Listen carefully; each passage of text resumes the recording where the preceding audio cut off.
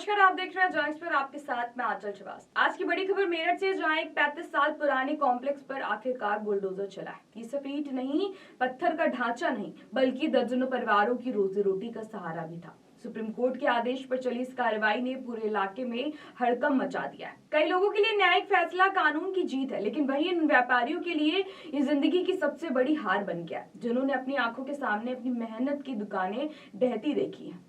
शनिवार की सुबह मेरठ की शास्त्री नगर स्थित सेंट्रल मार्केट में अचानक माहौल भारी हो गया। उत्तर प्रदेश आवास विकास परिषद की टीम सुप्रीम कोर्ट के आदेश लेकर पहुंची और कुछ ही मिनटों में बुलडोजर की गर्जना के साथ शुरू हुआ ध्वस्तीकरण का ऑपरेशन।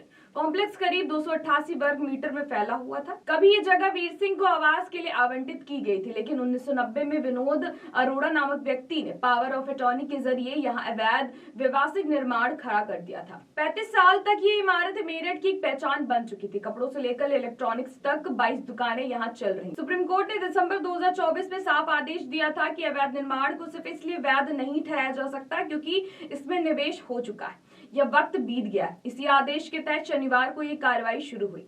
अपनी दुकानें टूटते देख व्यापारी फूट फूट कर रो पड़े। कई ने बुलडोजर के सामने कुर्सियां लगाकर बैठने की कोशिश की। अलंकार साड़ी सूट्स के मालिक अपनी पत्नी और बहन के साथ वहीं बैठे रहे। आंखों के सामने जब दीवारें टूटी तो उनके चेहरे पर सिर्फ एक ही सवाल था, अब हम क्या करेंगे। महिलाएं भी भावुक हो गई। उसमें से एक महिला बोली कि हमें आखिरी बार अपनी दुकान देख लेने दीजिए, लेकिन सुरक्षा कारणों से पुलिस ने किसी को आगे नहीं जाने दिया। पहले दिन करीब 40% हिस्सा तोड़ा गया। कार्रवाई 7 घंटे तक चली। रविवार को सुबह फिर से ध्वस्तीकरण शुरू किया गया और आज पूरे कॉम्प्लेक्स को जमींदोज कर दिया गया। कुल 22 दुकानें सब मलबे में तब्दील हो गई। कई परिवार सड़क पर आ गए।